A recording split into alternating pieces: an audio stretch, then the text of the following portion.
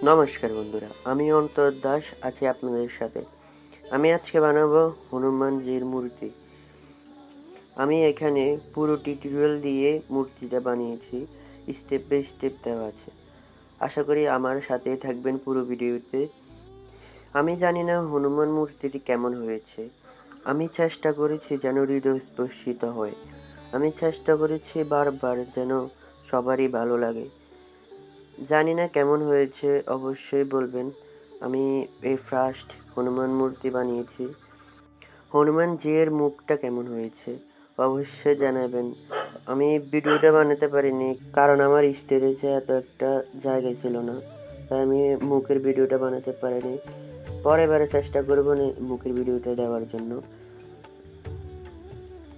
আমি এখানে পুরো স্টেপ বাই স্টেপ কাজে লাগিয়েছি। পুরোটাই আমার হাতের কাজ, পুরোটাই মাটি দিয়ে বানানো।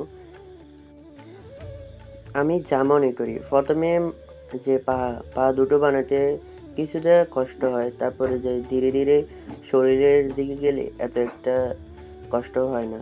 তাই প্রথমে মনোযোগ দিতে হবে পায়ের দিকে। বীজ শক্ত হলে অবশ্যই উপরের দিকে ভালো হবে, তাই পায়ের দিকে অবশ্যই মনোযোগটা রাখবেন।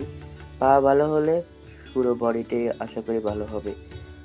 আর একদিনে কোনো সব কাজ হয় না, অবশ্যই প্র্যাকটিস সবসময় করবেন। প্র্যাকটিস করলে আপনিও পারবেন এরকম করতে। আর আমি মূর্তি শখের বসে বানাই, আমাকে যেন বারবার এই প্রতিমা টানে। আমি বারবার প্রতিমার প্রতি মুগ্ধ হই। আমি কেন জানি শান্তি পাই মূর্তি বানালে, বলতে পারি না। আশা করি এরকম অনেক মানুষের সাথে হয়, আমার ভিডিও যারা দেখেন অবশ্যই তারা এগুলো অনুভব করতে পারেন। কেন জানি না আমাকে বারবার প্রতিমায় ভাস্কর্যে মাটির গন্ধ কেন জানি না টানে। গায়ে সারাদিন কাদা মাটি লেগে থাকে, তাও তাও কেন জানি ভালো লাগে, বলতেই পারি না। তাও আমি প্র্যাকটিস চালিয়ে যাব, চেষ্টা করব সুন্দরভাবে আপনাদের সামনে উপস্থাপন করার জন্য। আপনারাও যেন দেখে ভালো ভালো অনুভব করতে পারেন, ভগবানের প্রতি ভালোবাসাটা জেগে ওঠে, এটাই আমি চেষ্টা করছি। তা হনুমানের মূর্তিটা কেমন হলো অবশ্যই জানাবেন। অনেক অনেকটা টিউটোরিয়াল এর ভিতরে অ্যাড আছে। আর আমি যে কাজে করি না কেন সবসময় টিউটোরিয়াল ব্যবহার করি, মানে স্টেপ বাই স্টেপ সব কিছু দেখানোর চেষ্টাই করি। টিউটোরিয়াল বলতে ধরেন যে কোনো জিনিস একবারে ছোট ছোট জিনিসও দেখাই। আমার যতটুকু সামর্থ্য আছে এতটুকুর ভিতরে সব কিছু দেখানোর চেষ্টা করি, একবারে এ টু জেড। আমি যখন প্রতিমা বানানোর কাজ শুরু করি তখন কেমন ধীরে ধীরে কাজটা শুরু করতে হয়। তাড়াহুড়ো করে কাজ করলে কোনো সময় কোনো কাজ হয় না। আমি হনুমানের মুখটা বানাতে প্রায় আমার 2 ঘন্টার মতো সময় লেগেছে। একটু ধীরে সুস্থে সব কাজ করলেই কাজও ভালো হয়, ফিনিশিংটাও ভালো আসে। তাই আমি জানি না হনুমানের বডিটা কেমন হয়েছে। বডির আমি চেষ্টা করছি আমার মতো বানানোর জন্য।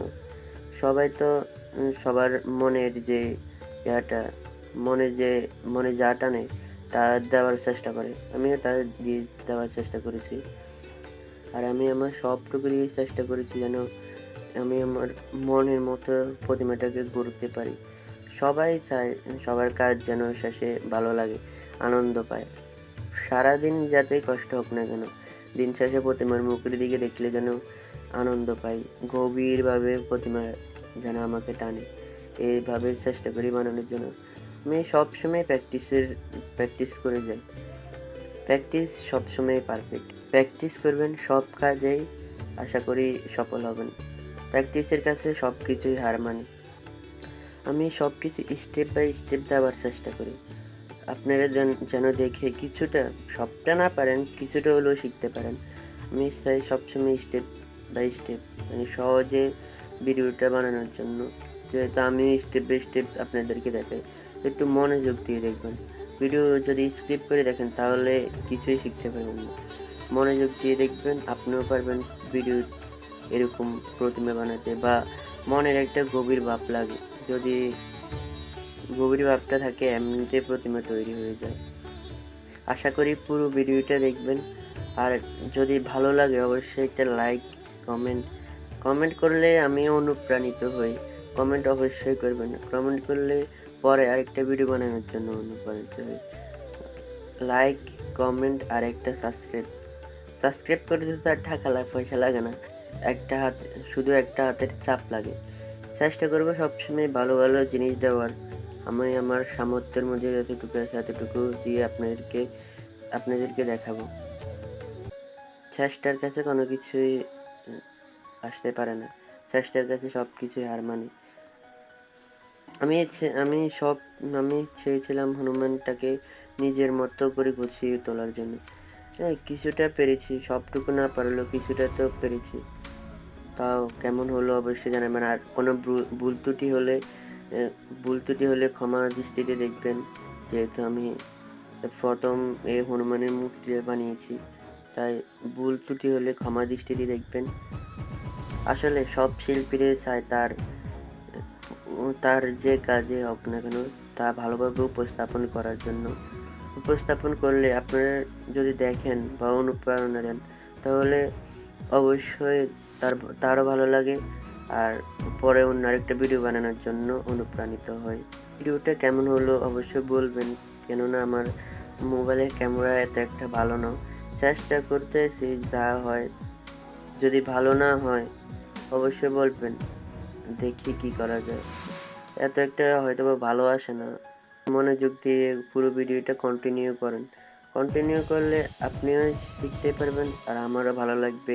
সারাদিনের কষ্ট, 2-3 দিনের কষ্ট আমারও ভালো লাগবে আপনারা দেখলে।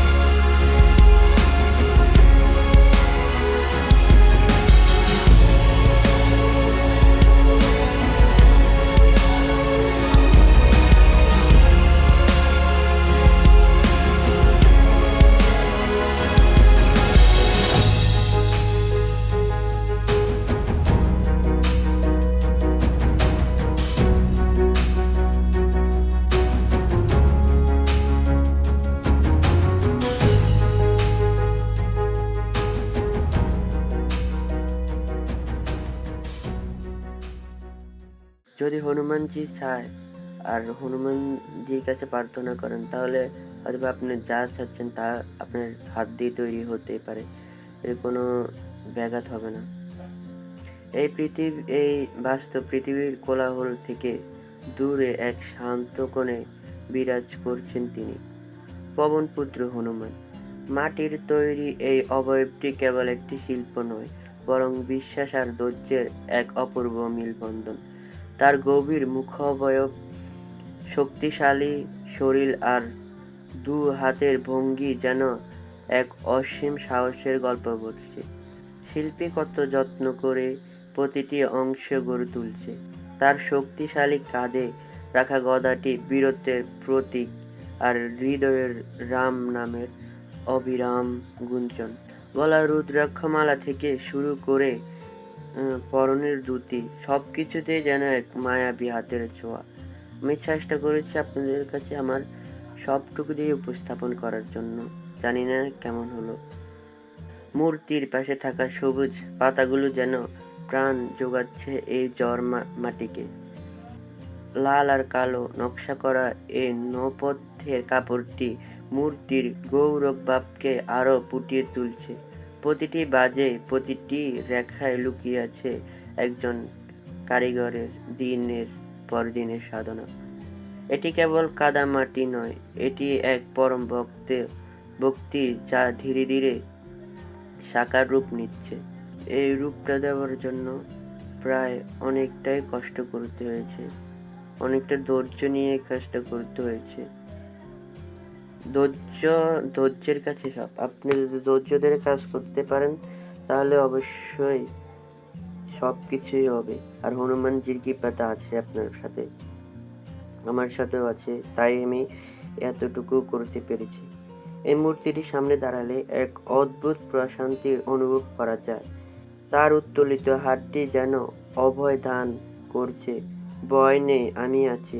বিপদের সাহস আর সংকটের ধৈর্যে প্রেরণা হয়ে তিনি দাঁড়িয়ে আছেন আমাদের সামনে। অবশ্যই তিনি আমাদের সামনে দাঁড়িয়ে আছেন, সব সময় থাকবেন। শিল্পী ধ্বংস হতে পারে, কিন্তু সেই শিল্পের পিছনে আবেগ কখনো মরে যায় না। মাটির এই হনুমান মূর্তি আমাদের মনে করিয়ে দেয়, অপার ভক্তি থাকলে সাধারণ মাটিকেও ঈশ্বর তুল্য করে তোলা সম্ভব। অবশ্যই সম্ভব। আপনার মনে ভক্তি আর ভালোবাসা থাকলে সব কিছুই সম্ভব। এই স্ক্রিপ্টটা কেমন লাগলো অবশ্যই জানাবেন। আমি চেষ্টা করেছি আমি আমার মতো করেই স্ক্রিপ্টটা লিখতে। স্ক্রিপ্টটা কেমন লাগলো অবশ্যই জানাবেন। ভালো লাগলে আমাকে অবশ্যই বলবেন। ভালো ভালো প্রতিমার সাথে সাথে ভালো ভালো কিছু স্ক্রিপ্ট লিখে আপনাদের সামনে উপস্থাপন করতে। আপনাদের ভালো লাগলে অবশ্যই আমারও ভালো লাগে, আরও অনুপ্রাণিত হই, বারবার সব কিছু করতে ভালো লাগবে।